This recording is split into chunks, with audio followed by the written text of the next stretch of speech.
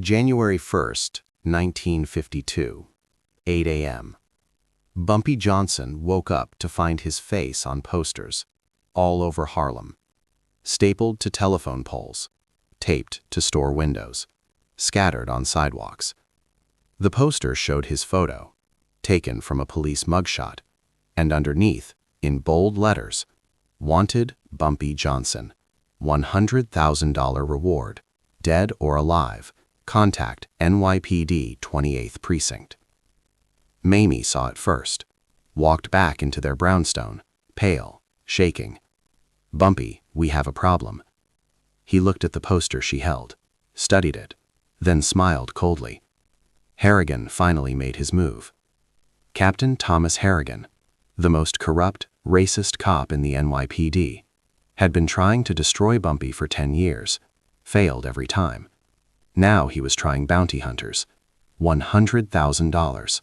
That's a lot of money. It's a death sentence. We need to leave Harlem. No, if we run, they win. But Bumpy, anyone could try to kill you now. For that much money? Yes, anyone. Bumpy pulled out his gun, checked it. Then we make it very expensive to try. Attempt number 847. The Eager Amateur.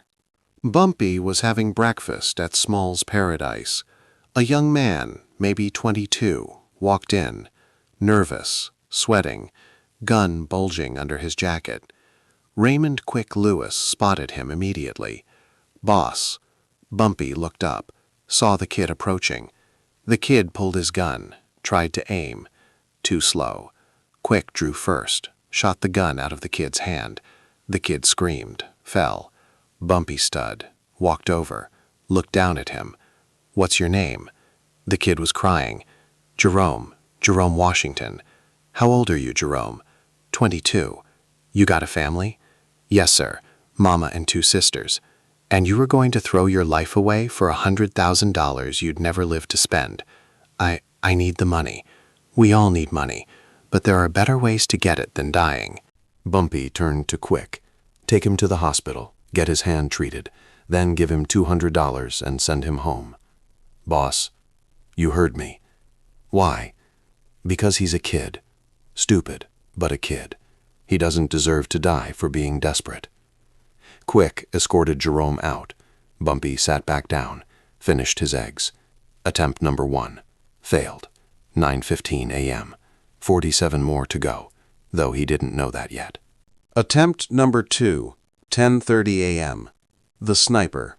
Bumpy was walking down 125th Street, heading to a meeting. A shot rang out, missed Bumpy by 3 inches, hit a lamppost. Everyone scattered. Bumpy hit the ground.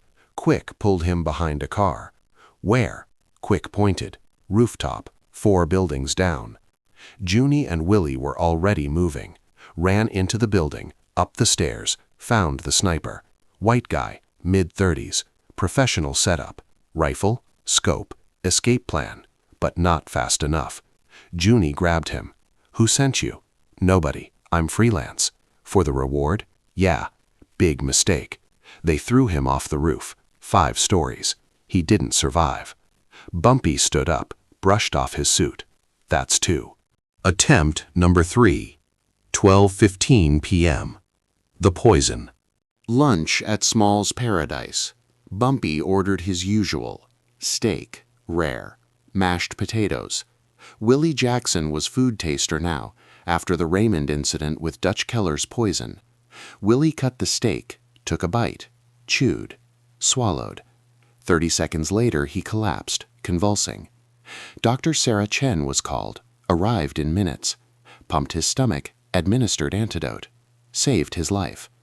The steak was tested, arsenic mixed into the seasoning.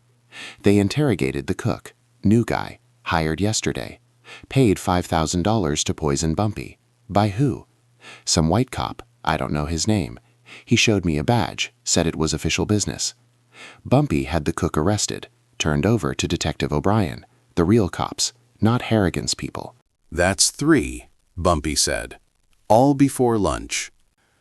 Attempt 47. Afternoon. The rest of the day was chaos. 2 p.m., car bomb. Bumpy's Cadillac exploded, but he wasn't in it. Quick was checking it, found the bomb first, defused it. 3:30 p.m., knife attack. Random guy on the street, tried to stab Bumpy. Junie broke his arm. 4:45 p.m., another sniper. Different building, different shooter. Same result. Dead. 6 p.m., poisoned drink at a bar. Willie tasted it first. Again, caught in time. By 7 p.m., 7 attempts, in 11 hours. Bumpy sat in his office, Mamie beside him.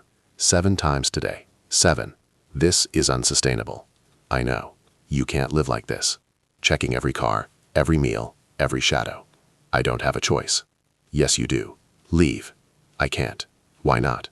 Because if I leave, Harrigan wins. And every other cop in America will think they can put bounties on black men. This isn't just about me anymore. It's about precedent.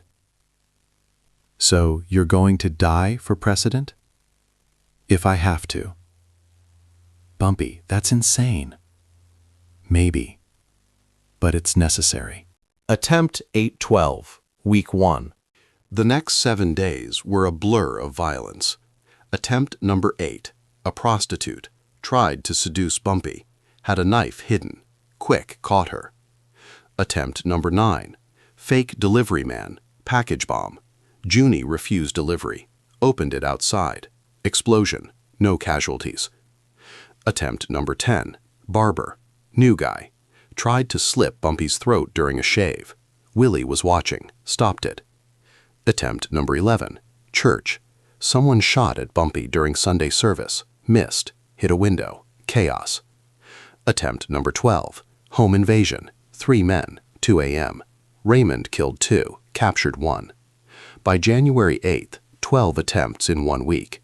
Bumpy was exhausted, not sleeping, not eating properly, constantly alert, constantly paranoid, constantly one mistake away from death. Attempt number 13 through 15. The Professionals. January 9th, 3 professional hitmen arrived in Harlem, sent by the mob, not for the reward, but for reputation. If they killed Bumpy Johnson, they'd be legends. Attempt 13, Vincent the Ghost Romano, best hitman in New York, set up an ambush, wait for Bumpy outside Small's Paradise. But Tommy Chen's people warned Bumpy. He went out the back. Vincent waited 4 hours, gave up. Attempt 14, Michael the Knife Costello, expert with blades, tried to get close in a crowd, but Quick saw him, recognized the walk, the stance, professional killer. Quick shot him, in the leg. Costello survived, fled. Attempt 15, Anthony Two Guns Marcello, exactly what his name suggested, dual-wielding, fast, accurate, deadly. He caught Bumpy in an alley. Started shooting, but Bumpy wasn't alone. 20 of his men appeared, from buildings, from cars, from shadows. 2 guns ran out of bullets, tried to reload, didn't make it. 15 attempts, 2 weeks, all failed. Attempt number 1620. The Desperate Ones. The professional failures scared off some hunters, but attracted others, the desperate, the broke, the dying, people with nothing to lose. Attempt number 16, a homeless man, terminally ill, wanted to leave money for his daughter, tried to stab Bumpy. Bumpy disarmed him, gave him $5,000. Go home to your daughter. Attempt number 17, a gambling addict, owed money to the mob, tried to shoot Bumpy, gun jammed, mob killed him anyway for failing. Attempt number 18, a woman whose son was killed by police, blamed Bumpy for all criminals, tried to poison him, caught, arrested. Bumpy felt bad for her, paid her legal fees. Attempt number 19, 2 brothers, teenagers, thought they were tough, tried to jump Bumpy. Quick and Junie handled it, didn't kill them. Beat them, sent them home. Attempt number 20, a cop, off-duty, drunk, tried to shoot Bumpy in a bar. Other cops arrested him. Harrigan's bounty was turning everyone into monsters. By January 15th, 20 attempts in 2 weeks, and Bumpy was starting to crack. January 16th, 1952, 3 a.m. Bumpy couldn't sleep. kept seeing faces. Jerome Washington, the homeless man, the woman who lost her son. People driven to murder by desperation, by Harrigan's bounty. Mamie found him sitting in the dark. Talk to me. About what? About what you're feeling. I'm feeling tired. Of what? Of being hunted. Of turning every stranger into a potential killer. Of not being able to trust anyone. So end it. How? Kill Harrigan. That would make me the bad guy. You're already the bad guy to them. True. But killing a cop crosses a line I can't uncross. Even a corrupt one? Especially a corrupt one. Because then every cop becomes my enemy. Not just Harrigan's people. All of them. So what's the solution? Survive. Until when? Until they give up, or I die. Those are the only two options. Yes. Mamie held his hand. Then we survived together. January 17th to 31st. 2 more weeks. 27 more attempts. Some close. Some absurd. Some heartbreaking. But all failures. By the end of January, 47 people had tried to kill Bumpy Johnson. 47 people had failed. And Bumpy Johnson was still alive. Still standing. Still king of Harlem. But barely. Attempt 21. February 1st. The Inside Man. Bumpy's driver of 3 years, Marcus Cole. Quiet, reliable, loyal. Or so everyone thought. February 1st, morning. Marcus picked up Bumpy, drove toward Small's Paradise, but took a different route. Boss, construction on 125th, taking the side street. Bumpy nodded, didn't think about it. They turned down a narrow alley, dead end. Marcus stopped the car, pulled a gun. I'm sorry, Mr. Johnson, but $100,000, that's life-changing money. Bumpy looked at him, disappointed, not scared. Marcus, you've worked for me 3 years. I paid you well, treated you fairly, protected your family, and this is how you repay me? I said I'm sorry. Sorry doesn't mean much when you're pointing a gun at someone. Marcus's hand shook. I need the money. My daughter needs surgery. I'll pay for the surgery. What? Your daughter? What's wrong with her? Marcus was crying now. Heart condition. Needs an operation. $20,000. I don't have it. Lower the gun. Marcus hesitated, then lowered it. Bumpy continued. You've worked for me 3 years, honestly. Why didn't you ask? Because I didn't think you'd help. You thought wrong. I'll pay for your daughter's surgery. All of it. Why? Because you're family. And family helps family. But you just tried to kill me. Yes. And normally that would mean death. But you did it for your daughter. Not for greed. That's different. Marcus broke down, sobbing. Thank you. Thank you. But you're fired. Obviously. Yes, sir. And Marcus? If you ever point a gun at me again, I will kill you. Understood? Understood. Attempt 21. Failed. But with mercy. Attempt number 22 to 25. The Women. February 3rd through 7th. 4 women. 4 different approaches. Attempt 22. A beautiful woman at a nightclub. Sarah Mitchell. Tried to seduce Bumpy, get him alone, then kill him. But Bumpy wasn't interested. Too suspicious. Too careful. She gave up. Attempt 23. A maid. New hire at Bumpy's house. Tried to poison his morning coffee. Mamie caught her. Poured the coffee out. Had the woman arrested. Attempt 24. A nurse. At Dr. Chen's clinic. Tried to inject Bumpy with poison during a checkup. Dr. Chen noticed. Stopped her. Turned her in. Attempt 25. A school teacher. Approached Bumpy on the street. Pretended to ask for help. Pulled a gun. Quick disarmed her. She was arrested. 4 women. 4 failures. Bumpy didn't enjoy it. Didn't like hurting women, even women trying to kill him. But survival left no room for chivalry. Attempt 26 to 30. The bombs. February 8 to 14th. 5 bombing attempts, more sophisticated than the first. Attempt 26. Car bomb. Different car this time. Bumpy's backup vehicle. Exploded in the garage. Destroyed the car. No casualties. Attempt 27. Package bomb. Delivered to Small's Paradise. Willie refused it. Opened outside. Confirmed bomb. Diffused. Attempt 28. Mail bomb. Letter bomb. Delivered to Bumpy's home. Mamie spotted it. Didn't open. Called bomb squad. Diffused. Attempt 29. Restaurant bomb. Hidden in the bathroom. At a place Bumpy frequented. Tommy Chen's informant warned him. Bomb squad diffused. Attempt 30. Suicide bomber. A man. Terminal cancer. Wanted to leave money for his family. Worn explosives. Tried to get close to Bumpy. Quick saw the vest. Shot him from distance, before he could detonate. Tragic, but necessary. 5 bombs. 5 failures. But the paranoia was getting worse. Attempt 31 through 35. The ambushes. February 15th to 21st. 5 elaborate ambushes. Coordinated, funded, professional. Attempt 31.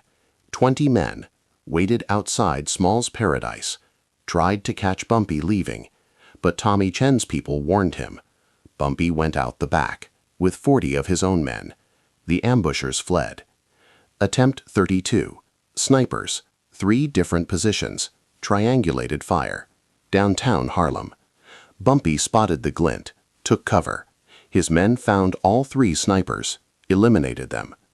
Attempt 33. Fake police checkpoint. 10 men in stolen uniforms. Tried to pull Bumpy over, arrest him, then kill him. But Detective O'Brien warned Bumpy. He avoided the area. The fake cops were caught, arrested. Attempt 34. Home invasion. 15 men, 3 a.m. Tried to storm Bumpy's house. But the house was fortified. Reinforced doors, bulletproof windows, Bumpy's men inside. The invaders were repelled. 3 dead, 7 captured, 5 escaped. Attempt number 35. Theater ambush. Bumpy went to see a movie. Rare leisure. 10 men surrounded the theater, waited for him to exit. But Junie had scouts, spotted them. Bumpy exited through the back. The 10 men waited 3 hours, for nothing. 5 ambushes, 5 failures. But they were getting smarter, more dangerous, more coordinated. Attempt 36. The Betrayals. February 22nd to 28th. The worst kind. People Bumpy trusted. Attempt 36. A soldier. Been with Bumpy 5 years. Name was Curtis Webb. Approached Bumpy. Said he had information about another attempt. When Bumpy leaned in to listen, Curtis pulled a knife, tried to stab him. Raymond caught Curtis's wrist, broke it. Curtis confessed. They promised me $50,000. $50,000 to betray 5 years of loyalty? I'm sorry. No, you're not. You're just caught. Curtis was executed, publicly, as a message. Betray Bumpy. This is the consequence. Attempt 37. A bartender at Small's Paradise. Worked there 2 years. Tried to poison Bumpy's bourbon. Willie caught him. How? The bartender was too nervous. Couldn't hide it. Confession extracted. He was paid $30,000 by Harrigan's men. He was turned over to police, Detective O'Brien's people, not Harrigan's. Attempt 38. A bookkeeper. Handled Bumpy's finances. Tried to embezzle money and frame Bumpy, while also providing Bumpy's schedule to assassins. Caught by Stephanie St. Clair. She still handled some finances, noticed discrepancies, investigated, found the bookkeeper's betrayal. He was dealt with, permanently. Attempt 39. Danny Boy Brooks. This one hurt. Danny Boy was Bumpy's childhood friend, from South Carolina. They grew up together. came to Harlem together. Been friends 40 years. 40 years. And Danny Boy took the bounty, tried to shoot Bumpy, during a private meeting. Just the two of them, in Bumpy's office. Danny pulled his gun, aimed at Bumpy's back, said, "I'm sorry, Bumpy, but I need this." Bumpy turned around, faced him. "You were my friend, Danny, for 40 years, and you're going to shoot me in the back for money? I got debts. We all got debts. I would have helped you. You never asked. I couldn't. Pride. Yes. Then let pride kill you, not me." Danny Boy couldn't do it, couldn't pull the trigger. Started crying. 40 years, Bumpy. 40 years of friendship, and you threw it away for $100,000 you'd never live to spend. Danny Boy lowered the gun. "I can't do it. I can't kill you." "Good, because I was going to kill you if you tried." Danny Boy left Harlem that night, never came back. Bumpy let him go for the sake of 40 years. But their friendship was dead. Attempt 39. The most painful failure. Attempt number 40 to 45. The final push. March 1st, 15th. The last desperate attempts. Attempt number 40, poison gas. Pumped into Small's Paradise ventilation. Detected by smell. Building evacuated. No casualties. Attempt number 41, sniper. From a church bell tower. Caught by Tommy Chen's scouts before shooting. Arrested. Attempt number 42, fake Mamie. A woman disguised as Bumpy's wife. Tried to get close, kill him in his sleep. But Bumpy knew his wife, saw through it immediately. The imposter was caught. Attempt number 43, electrocution. Rigged Bumpy's office chair to electrocute when he sat. Junie tested the chair first with a metal rod. Sparked. Chair was destroyed. Bomb squad called. Attempt number 44, plane crash.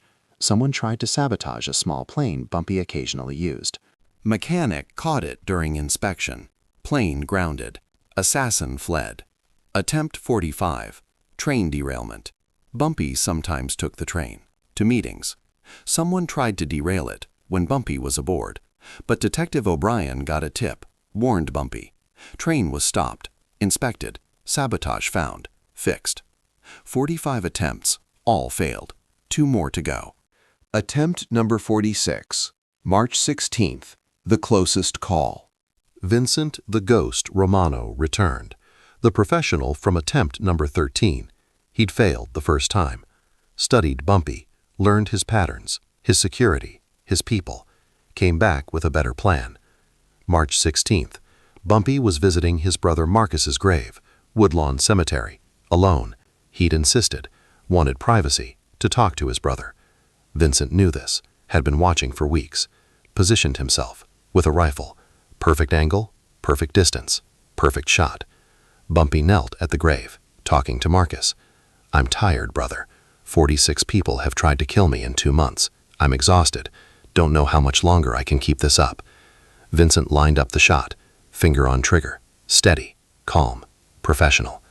But then something happened. A bird flew in front of Vincent's scope, right as he pulled the trigger. The bullet went wide, missed Bumpy by 6 inches, hit the gravestone. Bumpy hit the ground, rolled behind a monument, pulled his gun. Vincent tried to reposition for a second shot, but Bumpy's men arrived. They'd followed, despite his orders. Junie, Willie, Raymond, 30 others. They'd been hiding, watching, protecting, without Bumpy knowing. They surrounded Vincent. He tried to run, didn't make it, captured, alive. Bumpy approached him. "You're the ghost?" "Yes." "Best hitman in New York?" "Was. Until you." Vincent smiled, despite being caught. "You're good, Johnson. Better than I expected." "Thank you. But you failed." "Yes." "What happens now?" "That depends." "On what?" On whether you talk. About what? About Harrigan. About the bounty. About how it's organized. And if I talk, you live. And if I don't, you die. Here. Now. Vincent thought. then nodded. "I'll talk." Attempt number 47, March 17th, the last one. Vincent Romano gave up everything. Names, addresses, how the bounty was organized, how Harrigan funded it, how payments were made, everything. And he revealed something important. There was one more attempt planned, the biggest, the last. 40 cops, corrupt, on Harrigan's payroll, were going to raid Bumpy's house, March 17th, 6 a.m., kill everyone inside, plant evidence, claim self-defense. It was the nuclear option, Harrigan's last play. But now Bumpy knew. He prepared. Called Detective O'Brien, explained the situation. O'Brien contacted the FBI, federal agents, who'd been investigating Harrigan for years. They wanted him, badly. So a trap was set. March 17th, 5:45 a.m., 40 corrupt cops surrounded Bumpy's house, ready to raid. But the house was empty. Bumpy had evacuated. Everyone gone. And when the corrupt cops breached, they found FBI agents waiting with arrest warrants for all 40 and Captain Harrigan. The corrupt cops were caught red-handed, breaking and entering, conspiracy to commit murder, federal charges. Harrigan was arrested at his home, same time, caught, finished. The bounty was over. Attempt 47, the last, failed. Aftermath. March 18th, 1952, Bumpy Johnson held a press conference. Rare for him, but necessary. He stood in front of 50 reporters, spoke calmly. "For 77 days I was hunted. 47 people tried to kill me for a bounty placed by a corrupt police captain. All 47 failed.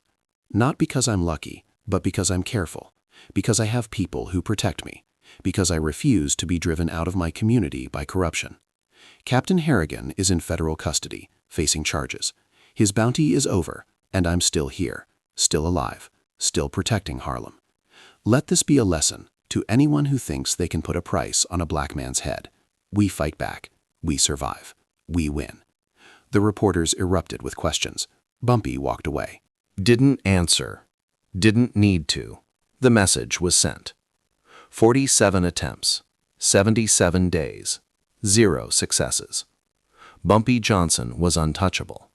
Not because he was immortal, but because he was smarter, more prepared, more determined than anyone who tried to kill him.